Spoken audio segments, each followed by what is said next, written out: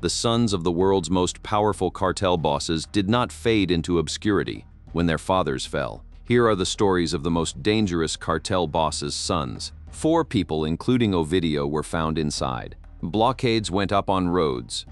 Burning vehicles sealed off intersections. Mexican President Andrés Manuel López Obrador ordered Ovidio Guzmán released to avoid more bloodshed, and it became a major embarrassment for the government. These were not pampered children coasting on a family name. Iván Arquivaldo Guzmán Salazar, Jesus Alfredo Guzmán Salazar, but blood ran thicker than anything else in their world. In order to learn the ins and outs of the organization, El Chapo was captured in 2016. The throne was empty, and 4 young men were ready to sit on it. They modernized the cartel, making it more ruthless, more violent, and more deadly. Los Chapitos expanded the gang's operations into synthetic drugs and digital tools. A kilogram of fentanyl goes exponentially further than a kilogram of heroin. That of illicit fentanyl, Joaquin, the elder of the 2 Lopez brothers, was a key leader within Los Chapitos. Guzman Lopez coordinated the transportation of drugs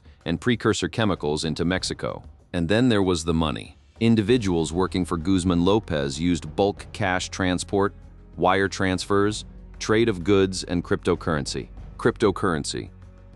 These were not old-school traffickers counting cash in basements. Earned his own grim reputation. U.S. officials added a disturbing detail to his fugitive file. He posts videos of his expensive fleet of sports cars, private planes, and the trail of cash. The Treasury Department characterized the faction without ambiguity. Los Chapitos is a powerful, hyper-violent faction of the Sinaloa cartel at the forefront of fentanyl trafficking into the United States. The Chapitos had turned their father's kingdom into something even he might not have recognized. Back in 2016, Jesus Alfredo and Ivan were among a group of men. It was a brazen act of aggression by a rival cartel.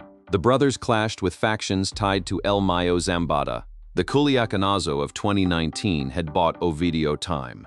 This time, the military executed a pre-dawn raid on Guzman Lopez residence. The cartel's gunmen hit 2 military aircraft, forcing them to make emergency landings. Then extradited to the United States on September 15, 2023, along with Ismael El Mayo Zambada Garcia, was suddenly in American custody. Zambada alleged that Joaquin Guzman Lopez kidnapped him and turned him over to U.S. agents. El Mayo's arrest triggered an internal war within the Sinaloa cartel and 2 counts of engaging in a continuing criminal enterprise. But 2 Chapitos remain free. In February 2025, the U.S. designated the Sinaloa cartel as a foreign terrorist organization. They are designated terrorists. Across Mexico in the state of Jalisco, another cartel boss's son was carving his own path of destruction. El Menchito was born on February 14, 1990, in San Francisco County, California, into one of the fastest-growing drug organizations in Mexico. Just below his father, he coordinated stolen gasoline sales in Jalisco, led a group of hitmen who murdered those who refused to cooperate with the CJNG. The violence El Menchito directed was staggering. That number bears repeating.